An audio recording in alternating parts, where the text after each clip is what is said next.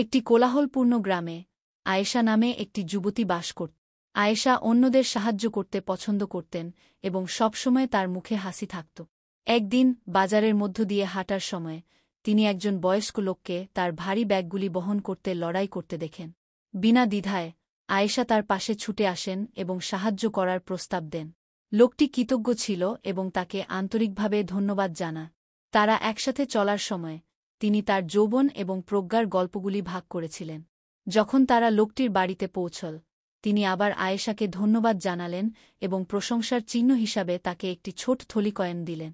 কিন্তু আয়েশা প্রত্যাখ্যান করে বললেন, আমি তোমাকে সাহায্য করেছি কারণ এটা করা সঠিক জিনিস, কোনো পুরস্কারের জন্য নয়। লোকটি আয়েশার নিঃস্বার্থতা এবং দয়া দ্বারা অনুপ্রাণিত হয়েছিল। তিনি জোর দিয়েছিলেন যে তিনি কয়েনগুলি নিন এবং নিজের জন্য কিছু কিনতে ব্যবহার করুন। অনিচ্ছায় আয়েশা গ্রহণ করেন এবং প্রয়োজনে অন্যদের সাহায্য করা চালিয়ে যাওয়ার প্রতিশ্রুতি দেন। সেই দিন থেকে আয়েশা গ্রামের সবচেয়ে দয়ালু এবং সবচেয়ে উদার আত্মা হিসাবে পরিচিত হয়ে ওঠে। এবং তিনি যে শিক্ষাটি শিখেছেন, যে সত্যিকারের সুখ আসে অন্যদেরকে সাহায্য করার মাধ্যমে বিনিময়ে কিছু আশা না করে, চিরকাল তার সাথে থাকে।